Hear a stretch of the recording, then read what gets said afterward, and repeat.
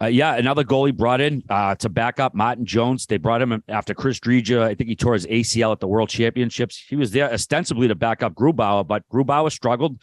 They end up putting Jones in. They just come back from a road trip. First team in NHL history to sweep a 7-game road trip, which I can't believe that's never happened before. They've won 8 straight in total.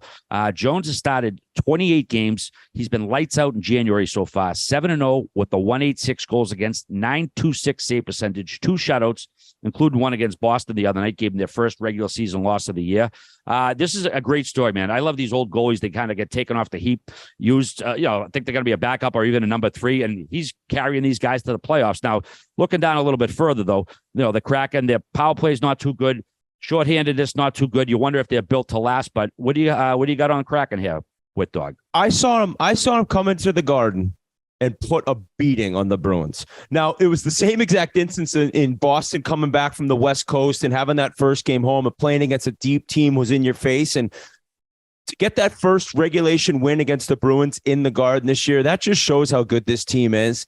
And I think a bunch of different people deserve a lot of credit. And I think Ron Francis has done a great job, mainly if you look at the fact that he didn't fire Dave Haxtell, which I think on this podcast was said and has been mentioned many times. Like, it almost seemed like a hire to just get them through the first few years where they may struggle. And in the end, when the team became really good, he probably wouldn't be there. With the word, or the words you're looking for, is sacrificial lamb.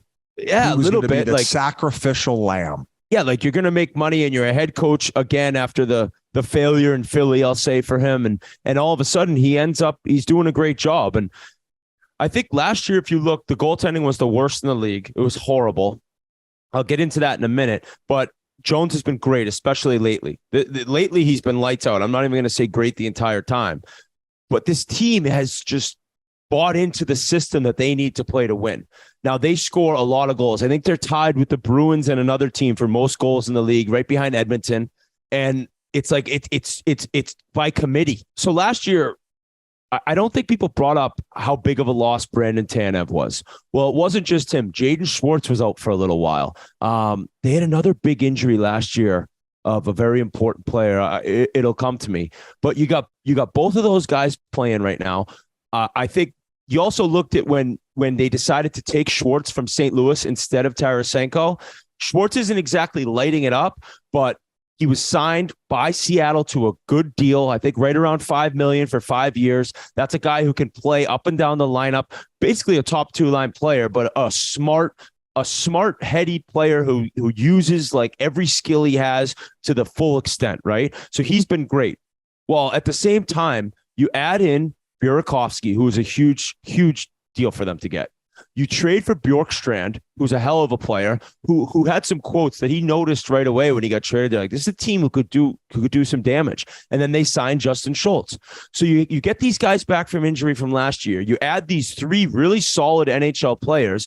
You buy into a system that Hackstall has that finally the team's kind of figured out. And it's hard. I mean, you have this first year, you have this crazy new organization. You don't really know what's going on. You get 0 goaltending, and everything switches this year where they're just buying in. They're playing the way they know, the way they need to win games. And it's just been like lightning in a bottle. Now, the only worry is like they could score goals, but in a sense, if they don't get 4 or 5 goals, it seems like it's going to be hard for them to win.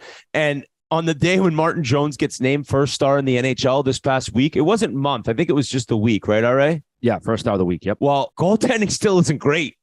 And I think he's below 900 save percentage on the year. The team's goals against isn't great. I think it's bottom half. They're bottom half of the league in giving up goals. RA mentions the special teams struggle. Yeah. So I no doubt, shout out to RA, think they're in the playoffs. I don't know if they have what it takes to maybe make a run. They'd have to have goaltending improve. And right now it's where it needs to be. I don't know if this can continue. That's the question. But the final thing is Matt Beniers.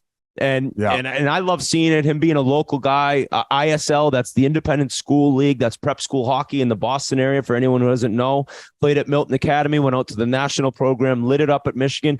Dude, he turned 20 in November. I mean, leading the team in scoring right now, definitely the favorite for Rookie of the Year. What a game changer that is. And last year, that was it. It was Tanev injury, Schwartz injury, and they didn't have Beniers until the last 10 games of the year where he had 9 points. So this year he comes in, he's a little below point a game. He looks like he's going to be a 15-year NHL player, producing 70 to 85 points, exactly what you need to compete at a high level and have a star player that they got because of a solid draft pick.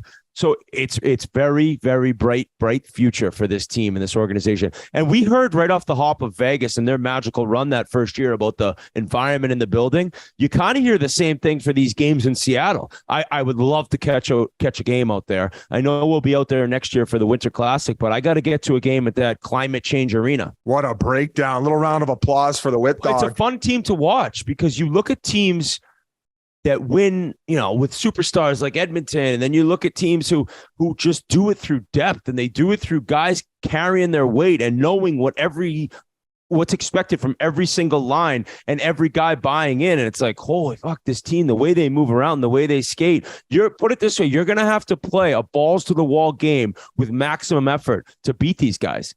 So goaltending, that is the one question. I don't know if they'll be able to make a run unless that improves. I don't really know what you could do. Maybe they go out and look at your boy in Arizona. Vamelka? You keep talking. I don't know why they'd trade him, but maybe they're looking at like Arizona's like, we're not going to be where we need to be until this guy's a free agent. He maybe won't be here. What could we get in return right now? You know what I'll give you? You know what I want back for Vamelka?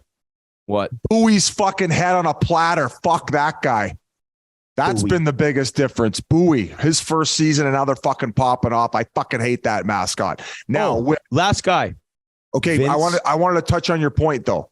Okay, about if they don't, they need to score to win. I think that they're 0-10-2 when scoring 2 goals or fewer. So they haven't won any 1-0 or 2-1 games this year or 2-0 games.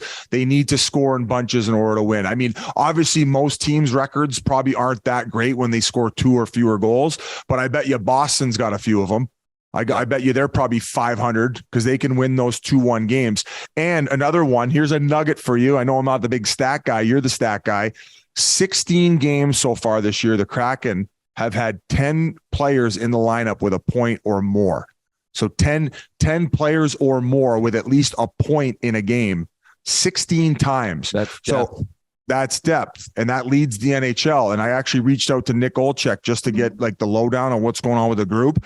And you pretty much said everything that he said. That was the one example he had for as far as these guys getting it done, especially offensively. As a committee, he mentioned the low scoring, and the other thing he talked about was Matty Beniers. He's the best player on the team in his first full season.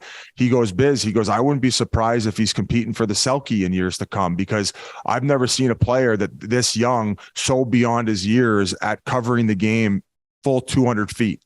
Not looking for cookies every shift, defensive side of the puck. And he says in years to come, as he gains a little bit more strength, because I don't want to say he's short, but he's definitely undersized for a first line center, right?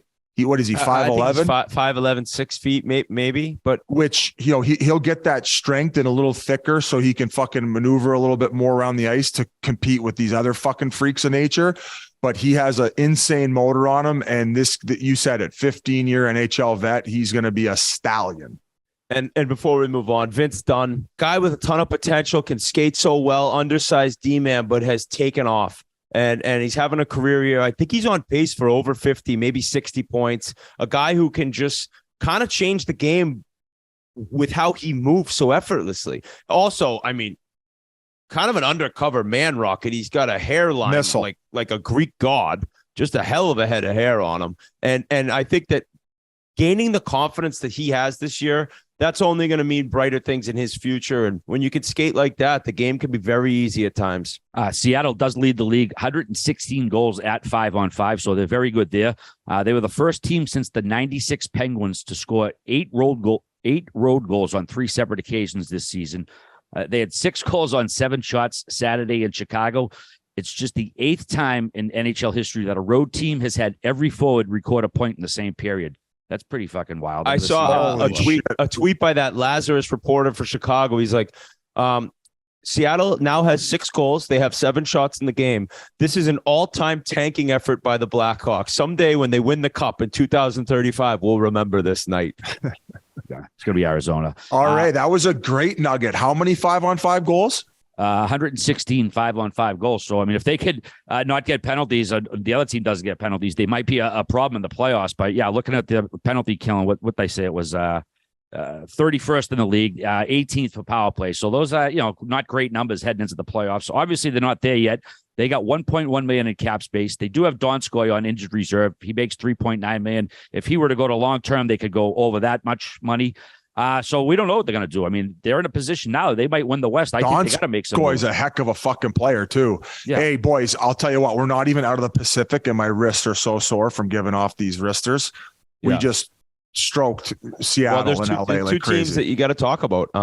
Yeah, absolutely. It's some good hockey. Good hockey. That Pacific Division is going nothing like anyone thought it would prior to the year beginning. We're not done with it yet either. Oh, by the way, did you see that Chris Driedge's mask? He got a new mask on. He had Eddie Vedder on one side and Kurt Cobain on the other. Pretty cool. With like a guitar. Yeah, with like a guitar neck going across the head. Yeah, pretty cool shit. I check it out online.